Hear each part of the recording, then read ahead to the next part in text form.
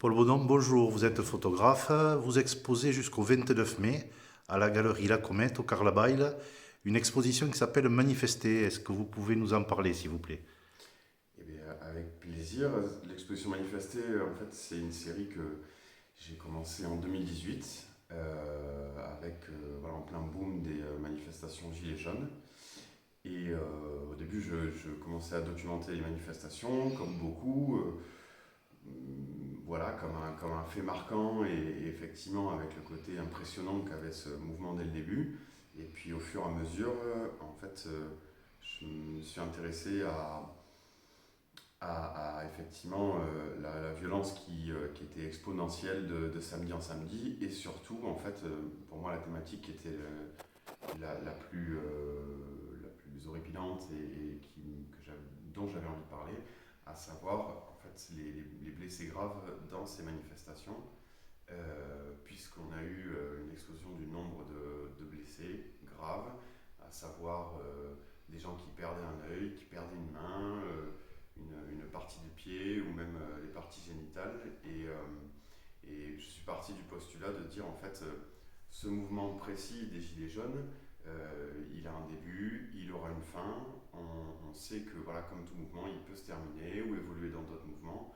En revanche, à partir de là et de ces manifestations, les gens qui sont mutilés, leur vie change et là, effectivement, à tout jamais, leur vie bascule et par les portraits, je voulais mettre ces personnes en lumière pour pouvoir parler d'elles. Voilà, des années après, comme on est aujourd'hui, qu'on n'oublie pas en fait que ces personnes ont été blessées, qu'aujourd'hui elles sont toujours dans des procédures très très longues et qu'il y a des choses qui ne seront jamais réparées. Je voulais aussi montrer en nature morte notamment les armes précises en fait qui sont sujets à polémique. On peut évidemment questionner tout le rapport au maintien de l'ordre et son organisation en France et notamment dans ces manifestations.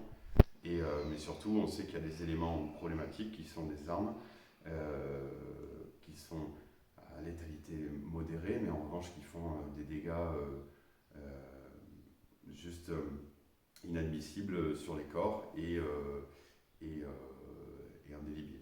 Et Voilà. vous avez des chiffres exacts sur le nombre de blessés? Alors, je ne vais pas me tromper dans les chiffres. Par contre, évidemment, pendant le mouvement, on va dire, des Gilets jaunes, même s'il est dur à délimiter, on comptait au moins 6 mains arrachées et plus de 30 personnes éborgnées et plus largement même 300 personnes blessées à la tête. D'accord, ça sont des chiffres au niveau national, hein. Ce sont des chiffres au niveau Voilà, national, puisque tout à vous, fait, oui. vous au niveau des manifestations, des portraits de manifestations, c'est sur Toulouse hein, que vous exposez. Majoritairement à Toulouse, puisque voilà, forcément c'était là où j'habitais. Après, j'ai fait des déplacements évidemment à Montpellier, Bordeaux, Paris, voilà, dans des villes où effectivement qui rassemblaient beaucoup de monde à ces manifestations. Mais effectivement, ce qui s'est passé dès le début, c'est que j'ai commencé à Toulouse et que ça a été enfin, il y a eu un mouvement qui est resté très très très fort dans cette ville. Ouais. D'accord. Et on voit par certaines de vos photos que vous étiez au cœur des manifestations. Est-ce que ça a posé un problème pour vous de pouvoir faire correctement votre métier de photographe, autant par rapport aux forces de l'ordre qu'aux organisateurs? Eh ben, oui, évidemment, comme tous les gens qui se sont essayés à faire des photographies ou un boulot journalistique, ça a été une situation très compliquée. Évidemment, il y a pu y avoir des moments où on a été pris pour cible et c'était effectivement bon, mais cette sécurité-là, mais en fait comme n'importe quel manifestant, je pense que tous les gens et avec effectivement les personnes qui ont été mutilées gravement en premier lieu, mais beaucoup de gens, et c'est pour ça aussi que les manifestations sont essoufflées, beaucoup de gens ont été marqués énormément par la violence de la répression de ces manifestations, et il y a eu un tournant dans le rapport des gens à la manifestation en général. C'est pour ça que la série s'appelle Manifester, parce qu'elle vient questionner en fait le rapport qu'on a à la manifestation aujourd'hui et les traces que vont laisser notamment ce mouvement. Et la différence que vous voyez entre ce mouvement, enfin ces violences qu'il y a eu pendant les manifestations des Gilets jaunes et les manifestations qui ont l'air un peu plus calmes aujourd'hui contre la réforme des retraites, Vous faites un parallèle ou pas du tout? Eh ben, je ne fais qu'observer. Alors c'est vrai que moi je suis photographe et photographe documentaire, donc euh, là on va dire par exemple, j'étudie pas de façon journalistique ou sociologique précisément, je peux pas dire pourquoi elles sont différentes.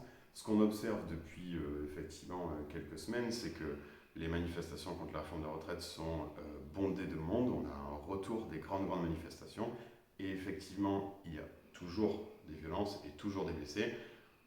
En revanche, effectivement, on voit que le nombre de blessés n'est pas du tout celui qu'on a connu pendant les Gilets jaunes. Ça, c'est évidemment à, on peut savourer ça, avec le fait qu'on puisse faire des manifestations en étant nombreux et sans qu'il y ait systématiquement qu'elles se terminent par des violences et des blessés graves. Mais effectivement, je ne pourrais pas dire pourquoi, qu'est-ce qui fait la différence aujourd'hui, effectivement. Mais en tout cas, c'est vrai qu'il y a un retour des manifestations massives et puis pour y avoir été ces derniers jours où les gens, soit les gens n'avaient jamais manifesté, soit les gens sont contents aussi d'y retourner en famille, par exemple, avec les enfants, toute génération. Et effectivement, après le traumatisme des Gilets jaunes, c'est quelque chose à observer. Ouais. Bien, merci beaucoup pour le boulot.